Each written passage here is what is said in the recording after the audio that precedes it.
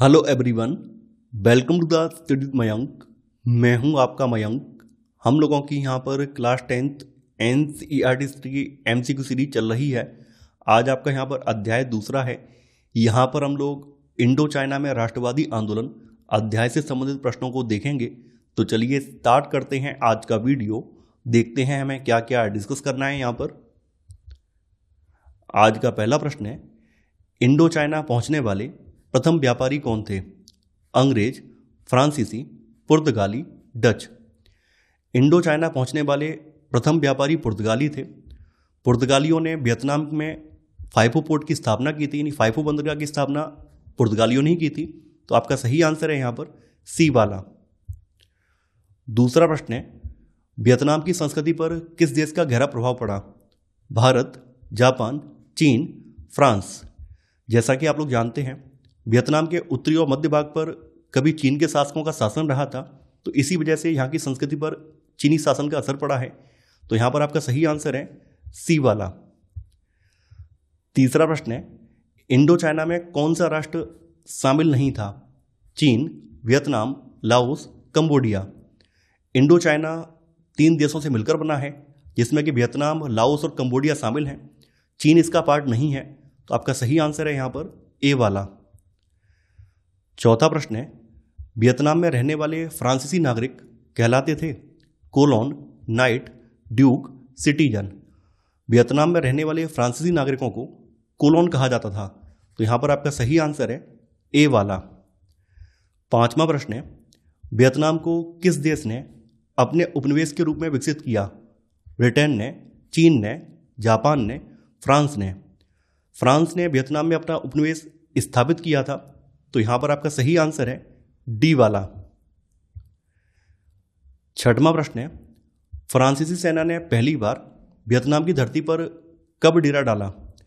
1758 में, 1858 में, 1885 में, 1887 में। फ्रांसीसी सेना ने पहली बार वियतनाम की धरती पर 1858 में डेरा डाला था और 1880 के दशक तक आते आते इन्होंने वियतनाम के उत्तरी हिस्से पर अपना नियंत्रण स्थापित कर लिया था। तो यहां पर आपका सही आंसर है बी वाला। सातवां प्रश्न है, फ्रेंच इंडो चाइना का गठन किस वर्ष हुआ? 1802, 1858, 1883, 1887। फ्रेंच इंडो चाइना का गठन 1887 में हुआ था। तो यहां पर आपका सही आंसर है डी वाला। आठवां प्रश्न है, वियतनाम की अर्थव्यवस्था मुख्य रूप से निर्भर थी गेहूं पर, गन्ने पर, चावल पर, मक्का पर। वियतनाम की अर्थव्यवस्था मुख्य रूप से चावल और रबड़ की खेती पर निर्भर थी। तो यहां पर आपका सही आंसर है सी वाला। नौवां प्रश्न है, फ्रांसीसी इंडोचीन का गठन कब और कैसे हुआ? फ्रांसीसी इंडोचीन का गठन 1880 में हुआ था, जब फ्रांसीसियों ने चीन को हराया था। टोंकिन और अनाम की विजय ने 1887 में फ्रांसीसी इंडोचीन का गठन किया। लाओस, कंबोडिया और वियतनाम की विजय ने फ्रांसीसी इंडोचीन का गठन किया, या उपरोक्त सभी।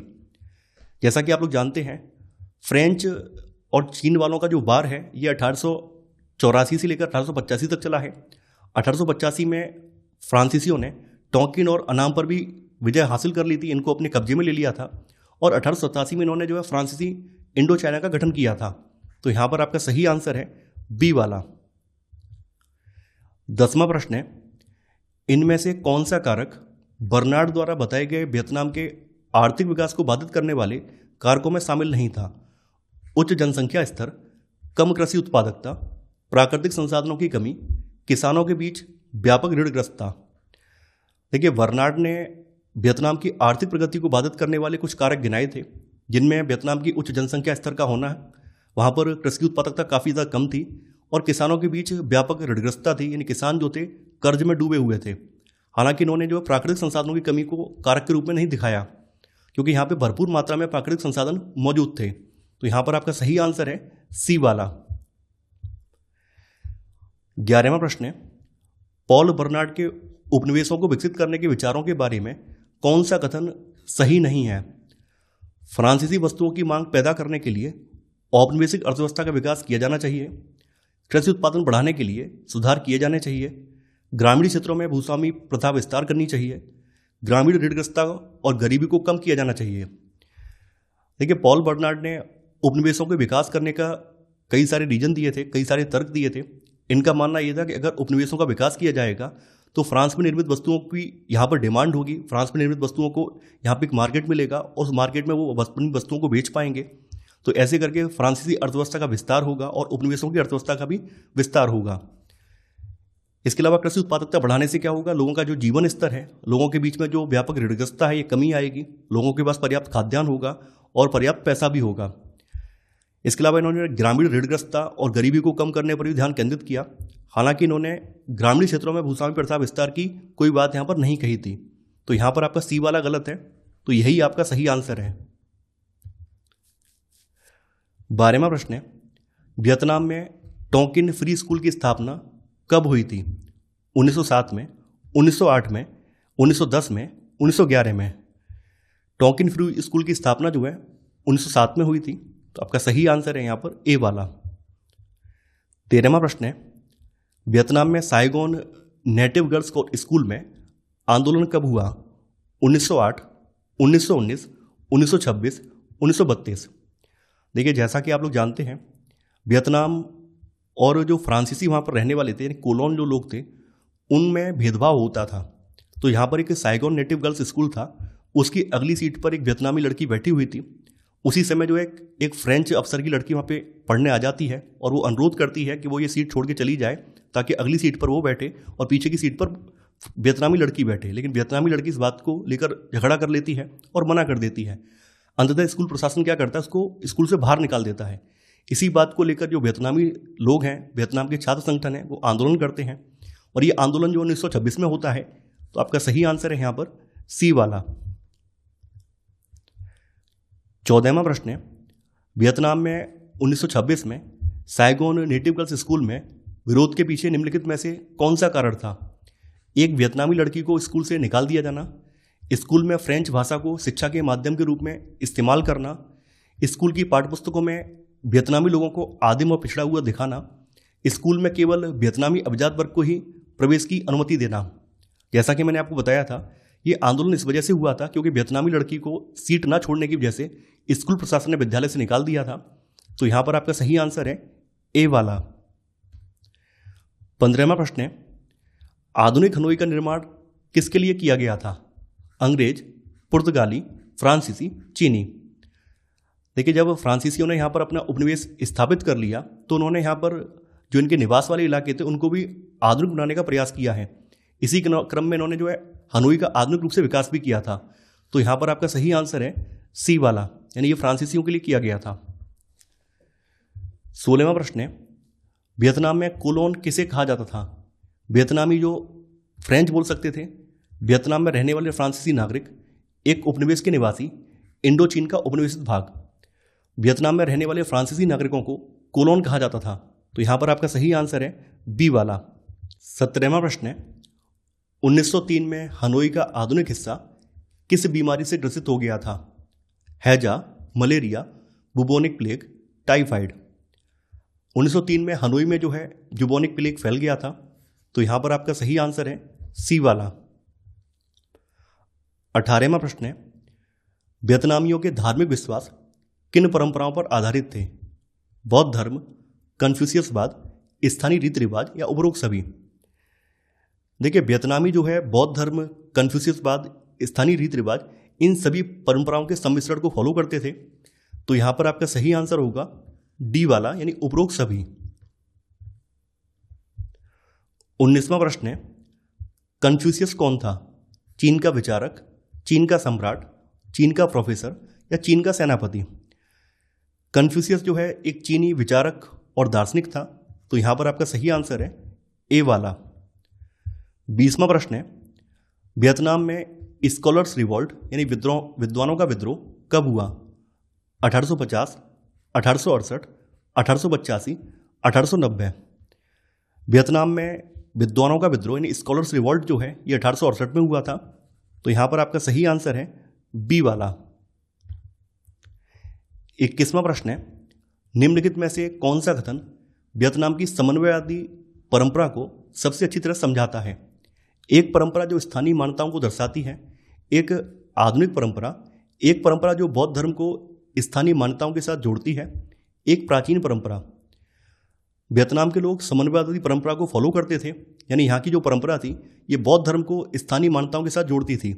तो यहाँ पर आपका सही आंसर है सी वाला। 22वां प्रश्न है, विद्वानों के विद्रोह का नेतृत्व शाही दरबार के अधिकारियों ने क्यों किया था?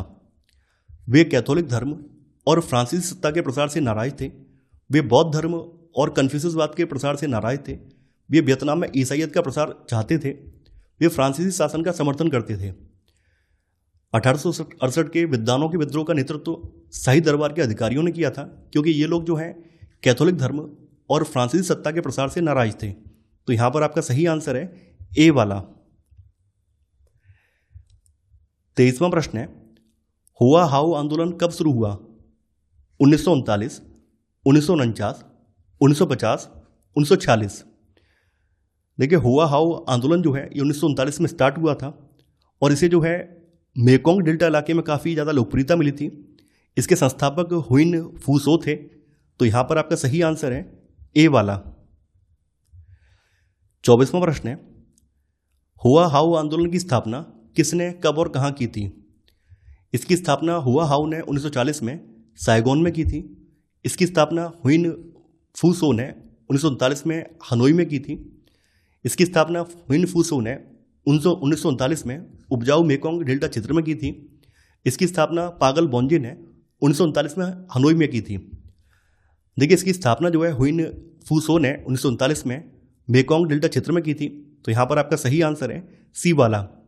हुइन फूसो को फ्रांसीसी अफसर जो थे, यानी फ्रेंच अफसर जो थे, पागल बोंजे कहा करते थे। तो यहाँ पर आपका सही आंसर है सी वाला। 25वां प्रश्न है, वियतनाम में हुआ हाउ आंदोलन के बारे में निम्नलिखित में से कौन सा कथन सही नहीं है? इसने बेकार के खर्च और बाल बधुओं की बिक्री की आलोचना की। इसने अफीम और शराब के इस्तेमाल का विरोध किया। इसने वियतनामी लोगों को कैथोलिक मिशनरियों को मारने के लिए प्रेरित किया था। इसके संस्थापक हुइन फूसो थे। देखिए, यहाँ पर पहला वाला बिल्कुल सही है। इसके संस्थापक जो हैं हुइन फूसो, ये बेकार के खर्च और बाल बधुओं की बिक्री के विरोधी थे। इन्होंने जो है अफीम और शराब के इस्तेमाल का विरोध किया था।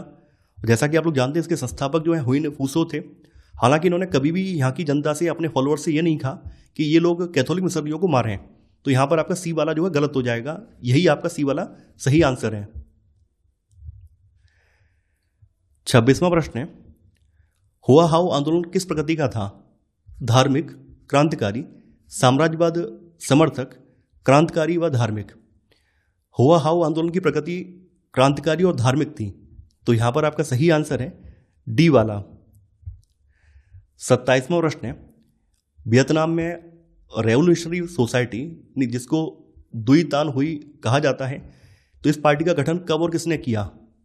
1902 में लियांग किचाऊ ने, 1903 में फान बोई चाऊ ने, 1905 में राजकुमार क्वांग दी ने, या 1911 में फानचू त्रिन ने। देखिए, वियतनाम में जो रिवॉल्यूशनरी सोसाइटी थी, जिसको दुई तान हुई भी कहा जाता है या फिर क्रांतिकारी सोसाइटी इसको कहा जाता है, इसकी स्थापना 1903 में फान बोई चाऊ ने की थी। तो यहां पर आपका सही आंसर है बी वाला। 28वां प्रश्न है, लियांग किचाऊ कौन था? चीनी सुधारक, जापानी दार्शनिक, वियतनामी क्रांतिकारी, फ्रांसीसी अफसर। देखिए, लियांग किचाऊ जो है एक चीनी सुधारक थे। तो यहां पर आपका सही आंसर है ए वाला। 29वां प्रश्न है, the history of the loss of Vietnam, यह किसने लिखी?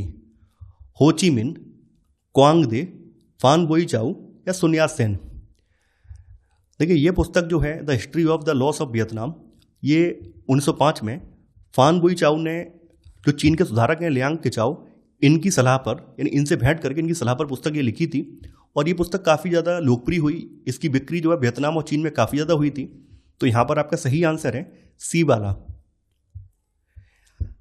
30वां प्रश्न है, हो ची मिन का शाब्दिक अर्थ क्या है? क्रांतिकारी, सुधारक, पथ प्रदर्शक या दार्शनिक। हो ची मिन का वियतनामी में शाब्दिक अर्थ जो है पथ प्रदर्शक है। तो यहाँ पर आपका सही आंसर है सी वाला। 31वां प्रश्न है, निम्न में से कौन वियतनाम में राजतंत्र के कट्टर विरोधी थे और लोकतांत्रिक गणराज्य की स्थापना करना चाहते थे? फान बोईचाओ, सुन यात सेन, त्रियू अयू, फान चू त्रिन। देखिए, वियतनाम में कुछ ऐसे नेता थे जो कि फान बोईचाओ को पसंद नहीं करते थे, तो इनमें फान चू त्रिन थे। ये राजतंत्र के कट्टर विरोधी थे और एक लोकतांत्रिक गणराज्य की स्थापना करना चाहते थे। तो यहां पर आपका सही आंसर है डी वाला। 32वां प्रश्न है, 1911 में चीन में राजशाही को किसने उखाड़ फेंका? हो ची मिन, सुन यात सेन, फान बोईचाओ, नगो दिन दिएम।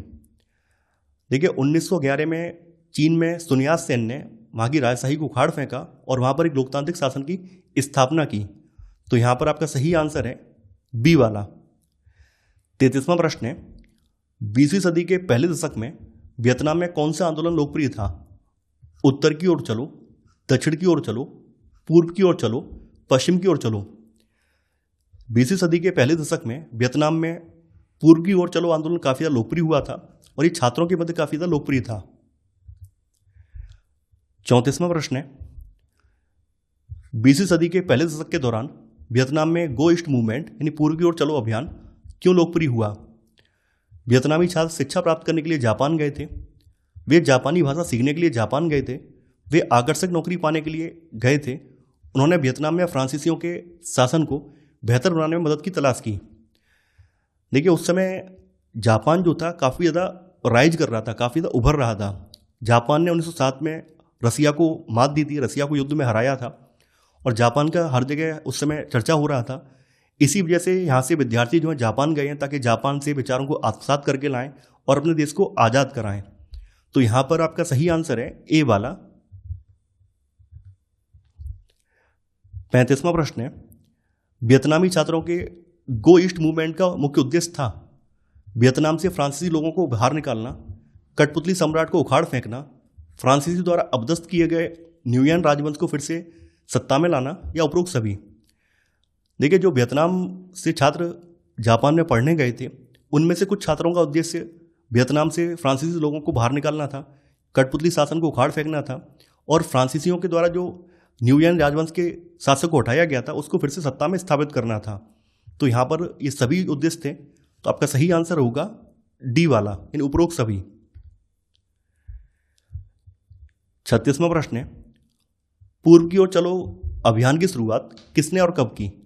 1907-8 में जापान गए 300 वियतनामी छात्रों ने, 1907 में न्यूयन राजवंश ने, 1908 में फान चू त्रिन ने या उपरोक्त सभी ने। देखिए, इसकी शुरुआत जो है 1907-8 में जापान गए 300 वियतनामी छात्रों ने की थी। इन छात्रों ने टोक्यो में भी रेस्टोरेशन सोसाइटी की स्थापना की थी। हालांकि 1908 में जापान की जो सरकार थी उनसे नाराज हो गई थी और जापान की सरकार ने, जापान के गृह मंत्रालय ने इनकी गतिविधियों का दमन करना स्टार्ट कर दिया था।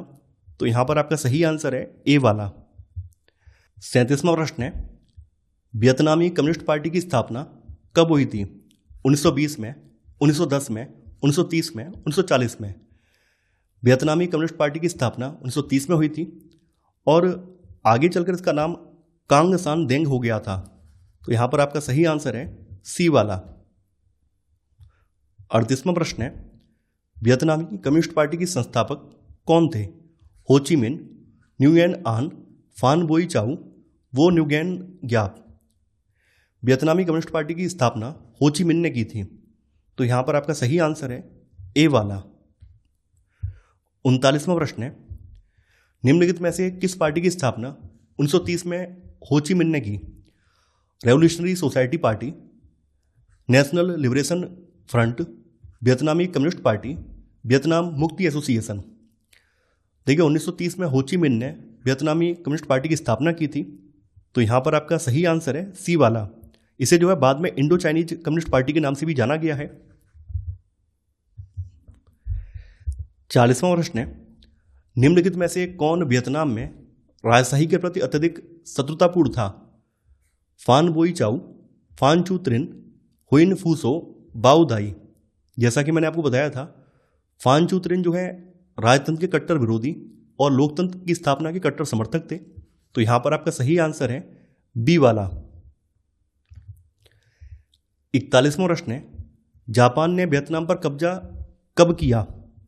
1939 में, 1940 में, 1941 में, 1942 में। द्वितीय विश्व युद्ध स्टार्ट होने के बाद जापान जो है पूर्व में अपना प्रभाव बढ़ाने लगा था, तो इसी क्रम में इसने जो 1940 में वियतनाम पर अपना हमला कर दिया था। तो यहाँ पर आपका सही आंसर है बी वाला। 42वां प्रश्न है, हनोई को जापान के कब्जे से कब मुक्त कराया गया? 1942, 1943, 1944, 1945। देखिए 1945 में एक पार्टी थी यहाँ पर वियतनाम के नाम से जानी गई। यहाँ पर एक पार्टी थी जिसको league for the independence of Vietnam के नाम से जाना जाता है। इस पार्टी ने जापानी कब्जे का मुंह तोड़ जवाब दिया था और सितंबर 1945 में हनोई को जापान के कब्जे से आज़ाद कराया था। तो यहाँ पर आपका सही आंसर है डी वाला। 43वां प्रश्न है, वियतनाम लोकतांत्रिक गणराज्य की स्थापना किस वर्ष हुई? 1943, 1945, 1946, 1947। देखिए सितंबर 1945 में जब जापान को यहाँ से हटा दिया गया, उसी के साथ यहाँ पर वियतनाम लोकतांत्रिक गणराज्य की स्थापना हो गई थी। तो यहाँ पर सही आंसर है बी वाला। 44वां प्रश्न है, निम्नलिखित में से कौन 1945 में गठित वियतनाम के लोकतांत्रिक गणराज्य का अध्यक्ष बना? हो ची मिन, बाओ दाई, फान बोई चाऊ, नगो दिन दिएम। देखिए 1945 में वियतनाम में लोकतांत्रिक गणराज्य की स्थापना कर दी गई थी और इसका अध्यक्ष जो है हो ची मिन को बनाया गया था। तो यहाँ पर आपका सही आंसर है ए वाला। 45वां प्रश्न है, दिएन वियन फू के युद्ध में किसकी हार हुई? जर्मनी की, ब्रिटेन की, फ्रांस की, यूनान की। देखिए जैसा कि आप लोग जानते हैं, सितंबर 1945 में जब हनोई को यहाँ पे जापान के कब्जे से आज़ाद करा दिया गया, उसके बाद वियतनाम में लोकतांत्रिक गणराज्य की स्थापना की गई और इस बात से जो फ्रांसीसी उपनिवेशक थे वो खुश नहीं थे। तो ऐसे में फ्रांसीसी उपनिवेशकों का वियतनाम के स्वतंत्रता संग्राम से जुड़े हुए क्रांतिकारी हैं, उनसे मतभेद स्टार्ट हो गया और ये मतभेद जो है युद्ध में कन्वर्ट हो गया है। लगभग 8 साल तक वियतमिन के शस्त्रों के साथ इनका युद्ध हुआ है और आखिरकार फ्रांसीसियों की हार होती है। तो यहाँ पर आपका सही आंसर है सी वाला, यानी फ्रांस की। 46वां प्रश्न है, दिएन वियन फू में फ्रांसीसी हार के बाद क्या हुआ? वियतनाम आज़ाद हुआ, वियतनाम जापानी आधिपत्य में आ गया, वियतनाम उत्तर और दक्षिण में विभाजित हो गया, हो ची मिन राष्ट्रपति बने। देखिए दिएन वियन फू के मोर्चे पर जो फ्रेंच शासक थे उनकी वियतमिन के सदस्यों के साथ लड़ाई होती है, जिसमें कि फ्रेंच शासकों की हार होती है। इसके बाद के सालों में क्या होता है? इसके बाद के सालों में वियतनाम के 2 पार्ट कर दिए जाते हैं, जिसमें कि ये उत्तर वियतनाम और दक्षिण वियतनाम में विभाजित हो जाता है। तो यहाँ पर आपका सही आंसर है सी वाला। 47वां प्रश्न है, मार्च 1946 में फ्रांस और वियतनाम में कौन सा समझौता हुआ था? हनोई समझौता, जेनेवा समझौता, पेरिस समझौता, जकार्ता समझौता। देखिए मार्च 1946 में फ्रांसीसी गणराज्य के आयुक्त जीन सेंटनी ने हो ची मिन के साथ एक समझौते पर हस्ताक्षर किए, जिसमें वियतनाम को इंडो चीनी संघ के अंतर्गत रहते हुए एक स्वतंत्र राज्य के रूप में मान्यता दी गई थी। तो इसे जो है हनोई समझौते के नाम से जाना जाता है। तो यहां पर आपका सही आंसर है ए वाला। 48वां प्रश्न है, वियतनाम को कब स्वतंत्रता मिली? 1945 ईस्वी, 1940 ईस्वी, 1947 ईस्वी, 1942 ईस्वी। देखिए वैसे तो वियतनाम 1945 में ही आज़ाद हो गया था, लेकिन पूरी तरह से ये स्वतंत्र नहीं हो पाया था। तो यहां पर आपका सही आंसर है ए वाला। 49वां प्रश्न है, वियतनाम की स्वतंत्रता से संबंधित जेनेवा सम्मेलन कब हुआ? 1954, 1956, 1952, 1958। वियतनाम की स्वतंत्रता से संबंधित जेनेवा सम्मेलन जो है 1954 में हुआ था। तो यहां पर आपका सही आंसर है ए वाला। 50वां प्रश्न है, वियतनाम विभाजन के बाद उत्तरी और दक्षिणी भाग में किसकी सत्ता स्थापित हुई? उत्तरी भाग में बाओ दाई की और दक्षिणी भाग में हो ची मिन की, या वो ए और बी दोनों, या इनमें से कोई नहीं। देखिए जैसा कि आप लोग जानते हैं 1954 में जो वियतमिन है और एक तरफ फ्रेंच शासक हैं, उनके बीच में जेनेवा सम्मेलन होता है ना। जेनेवा की एक बैठक होती है।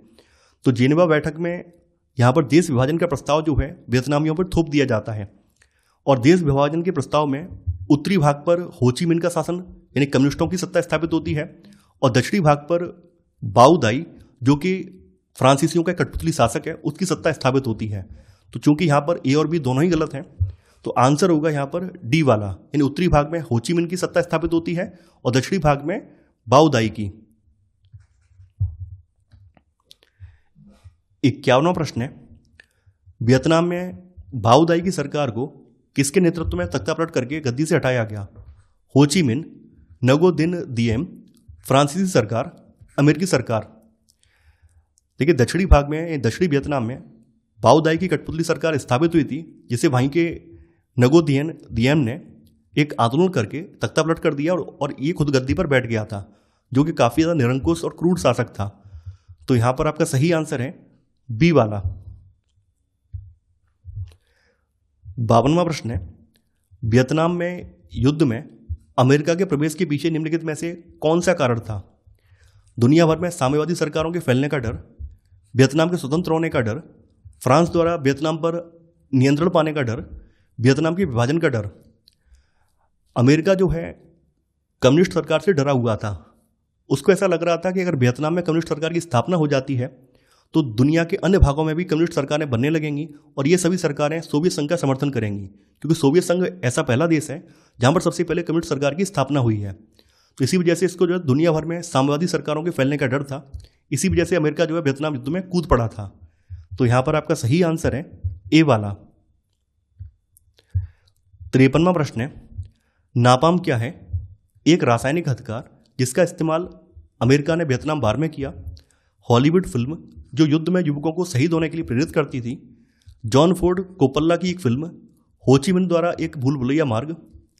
देखिए नापाम एक केमिकल कंपाउंड है जो कि अग्नि बमों के लिए जो गैसोलीन होती है उसको फुलाने में इस्तेमाल होता है और ये जहाँ भी चिपक जाता है वहाँ पर ये लंबे समय तक जलता रहता है। तो इसका इस्तेमाल इस युद्ध में काफ़ी ज़्यादा मात्रा में किया गया था। तो यहाँ पर आपका सही आंसर है ए वाला। 54वां प्रश्न है, इनमें से कौन सा कथन हो ची मिन्ह भूल भुलैया मार्ग के बारे में सही नहीं है? इसकी शाखाएं लाओस और कंबोडिया देशों तक फैली हुई थी। इसका उपयोग उत्तर और दक्षिण वियतनाम से पुरुषों और सामग्रियों के परिवहन के लिए किया गया। इसका प्रयोग अमेरिकी सैनिकों ने किया था। इस मार्ग पर जगह जगह छोटे सैनिक अड्डे और अस्पताल बने हुए थे। देखिए जो हो ची मिन्ह भूल भुलैया मार्ग था एक कच्चा मार्ग था और ये मार्ग जो है वहाँ की स्त्री और पुरुषों ने मिलकर बनाया था। करीब 2000 किलोमीटर से लंबा अधिक ये मार्ग था और ये मार्ग जो है वियतनाम के साथ साथ की शाखाएं जो है लाओस और कंबोडिया देशों तक फैली हुई थी। इसका उपयोग जो है उत्तर दक्षिण वियतनाम में सप्लाई करने के लिए, यानी कि राशन की सप्लाई करने के लिए, सैनिकों को पहुंचाने के लिए इसका इस्तेमाल होता था। कई बार क्या था, कई बार अमेरिका ने इसको उड़ाने की कोशिश भी की। अमेरिका ने इस मार्ग पर बमबारी भी की। तो यहाँ के जो स्वयंसेवक थे उन्होंने कुछ ही घंटों में ये मार्ग सही भी कर लिया था। तो इस मार्ग पर जगह जगह छोटे सैनिक अड्डे बने हुए थे और अस्पताल बने हुए थे। इसका प्रयोग जो अमेरिकी सैनिकों के द्वारा नहीं बल्कि वियतनाम की जो स्वतंत्रता सेनानी है उनके द्वारा किया गया था। तो यहाँ पर आपका सी वाला गलत है, तो यही आपका सही आंसर है। 55वां प्रश्न है, वियतनाम में किस देश ने सैनिक हस्तक्षेप किया? England, America, France, Japan. जैसा कि आप लोग जानते हैं वियतनाम में अमेरिका ने सैनिक हस्तक्षेप किया था, जिसका इसको भारी नुकसान भी उठाना पड़ा। तो यहाँ पर आपका सही आंसर है बी वाला। 56वां प्रश्न है, वियतनाम देश ने किन किन देशों के विरुद्ध आंदोलन किया? फ्रांस, अमेरिका, जापान, उपरोक्त सभी। देखिए वियतनाम ने फ्रांस, अमेरिका, जापान इन तीनों देशों के विरुद्ध आंदोलन किया था। तो यहाँ पर आपका सही आंसर है डी वाला, यानी उपरोक्त सभी। 57वां प्रश्न है, बाओ दाई की सरकार किस देश की कठपुतली थी? फ्रांस, जापान, चीन, म्यांमार। देखिए जैसा कि आप लोग जानते हैं 1954 में जेनेवा के सम्मेलन के साथ, जेनेवा की जो संधि हुई है उसके साथ वियतनाम दो पार्ट में डिवाइड हो गया, उत्तरी वियतनाम और दक्षिणी वियतनाम। उत्तरी वियतनाम में हो ची मिन्ह के नेतृत्व में कम्युनिस्ट सरकार बनी है, जबकि दक्षिणी वियतनाम में बाओ दाई के नेतृत्व में एक कठपुतली सरकार की स्थापना हुई थी जो कि फ्रांस की कठपुतली थी। तो यहाँ पर आपका सही आंसर है ए वाला। 58वां प्रश्न है, वियतनाम के मुक्ति आंदोलन में महिलाओं की भूमिका के बारे में निम्नलिखित में से कौन सा कथन सही है? महिलाओं ने आंदोलन में एक प्रतीकात्मक भूमिका निभाई। उन्होंने हवाई पट्टियां बनाई, बमों को निष्क्रिय किया और माल का परिवहन किया। उन्हें एक हाथ में राइफल और दूसरे हाथ में हथौड़ा लिए योद्धा और कार्यकर्ता के रूप में दर्शाया गया था। उपरोक्त सभी। देखिए वियतनाम के मुक्ति आंदोलन के दौरान जो अतीत की लड़ाकू महिलाएं थीं या अतीत की महिलाएं थीं जिन्होंने अतीत में कोई बहुत लंबी लड़ाइयाँ लड़ी थीं या फिर वियतनाम को बचाने के लिए संघर्ष किया था, तो उनको यहाँ पर रोल मॉडल के रूप में प्रस्तुत किया गया और वर्तमान समय की महिलाओं को भी यहाँ पर प्रेरित किया गया कि वो भी इस मुक्ति आंदोलन में हिस्सा लें। तो यहाँ की महिलाओं ने जो हवाई पट्टियाँ बनाई, बमों को निष्क्रिय किया, माल का परिवहन किया, कई फोटुओं में महिलाओं को एक हाथ में राइफल और दूसरे हाथ में हथौड़ा लिए योद्धा और कार्यकर्ता के रूप में दर्शाया गया था। तो यहाँ पर आपका आंसर होगा डी वाला, यानी उपरोक्त सभी। 59वां प्रश्न है, 1970 के दशक में वियतनाम में शांति वार्ता शुरू होने के बाद महिलाओं को किस रूप में दर्शाया जाने लगा? योद्धा और श्रमिक, नीति निर्माता के रूप में, कृषि सहकारी समितियों, कारखानों और उत्पादन इकाइयों में श्रमिकों के रूप में, या उपरोक्त सभी? देखिए, वियतनाम मुक्ति के संघर्ष के दौरान महिलाओं ने जो है बढ़ चढ़कर योद्धा के रूप में हिस्सा लिया है, लेकिन जैसे युद्ध समाप्त हो गया, जैसी शांति यहाँ स्थापित होने लगी है, महिलाएं फिर से जो है गृहिणियों के रूप में या मजदूरों के रूप में प्रस्तुत की जाने लगी हैं। यानी उन्हें अब जो है कृषि सहकारी समितियों, कारखानों और उत्पादन इकाइयों में श्रमिकों के रूप में अब काम करना पड़ रहा था। तो यहाँ पर आपका सही आंसर है सी वाला। 60वां प्रश्न है, वियतनाम और अमेरिका के बीच संघर्ष कब और कैसे समाप्त हुआ? अप्रैल 1974 में नूरनबर्ग में शांति समझौता, जनवरी 1974 में पेरिस में शांति समझौता, दिसंबर 1972 में हनोई में शांति समझौता, सितंबर 1969 में वियतनाम में शांति समझौता। देखिए, जनवरी 1974 में पेरिस में शांति समझौते के साथ ही वियतनाम और अमेरिका के बीच का संघर्ष समाप्त हो गया था। तो यहाँ पर आपका सही आंसर है बी वाला। 61वां प्रश्न है, एनएलएफ ने साइगोन में राष्ट्रपति भवन पर कब्जा किया और वियतनाम को एकीकृत किया।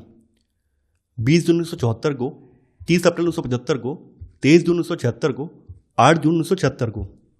देखिए, जैसा कि आप लोग जानते हैं, जनवरी 1974 में पेरिस के शांति समझौते के बाद अमेरिका के साथ जो टकराव चल रहा था वो समाप्त हो गया। हालांकि फिर भी यहाँ का जो नेशनल लिबरेशन थी, यानी नेशनल लिबरेशन फ्रंट जो था, वो ये चाहता था कि दक्षिणी जो वियतनाम है उसके सत्ता से वहाँ के शासक को हटाकर पूरे वियतनाम को एकीकृत कर दिया जाए। तो इसी वजह से इसने क्या कर दिया, इसने वहाँ पर हमला कर दिया है, यानी वहाँ की असेंबली पर हमला कर दिया है साइगोन में, और 30 अप्रैल 1975 को इसे अपने कब्जे में ले लिया है और बाद में उत्तरी वियतनाम और दक्षिणी वियतनाम को मिलाकर एकीकृत वियतनाम की स्थापना कर दी गई है। तो यहाँ पर आपका सही आंसर है बी वाला। 62वां प्रश्न है, संयुक्त वियतनाम का गठन किस वर्ष हुआ? 1954 में, 1968 में, 1975 में, 1976 में? देखिए, संयुक्त वियतनाम का गठन जो है 1976 में हुआ था। तो यहाँ पर आपका सही आंसर है डी वाला। 63वां प्रश्न है, वियतनाम युद्ध की समाप्ति किस अमेरिकी राष्ट्रपति के समय हुई? George Washington, Nixon, John F Kennedy, F Roosevelt? Vietnam युद्ध की समाप्ति रिचर्ड निक्सन के समय में हुई थी। तो यहाँ पर आपका सही आंसर है बी वाला। 64वां प्रश्न है, वियतनाम समाजवादी गणराज्य की स्थापना कब हुई? 1970 ईस्वी में, 1976 ईस्वी में, 1972 ईस्वी में, 1978 ईस्वी में? देखिए, वियतनाम के एकीकरण के बाद वियतनाम समाजवादी गणराज्य की स्थापना जो 1976 में की गई थी। तो यहाँ पर आपका सही आंसर है बी वाला। तो इसी के साथ हमारा ये लेक्चर समाप्त हो जाता है। मैं आशा करता हूँ कि आपको ये सीरीज पसंद आ रही होगी। देखिए, अब आपको कोई नोट्स बनाने की आवश्यकता नहीं है, आप लोग डायरेक्ट हमारे टेलीग्राम चैनल से जुड़कर वहाँ से नोट्स को प्राप्त कर सकते हैं। तो मैं आपसे आशा ही करता हूँ कि आप लोग वीडियो को लाइक और शेयर करना बिल्कुल नहीं भूलेंगे। तो आज के लिए इतना ही। Thanks for watching. जय हिंद।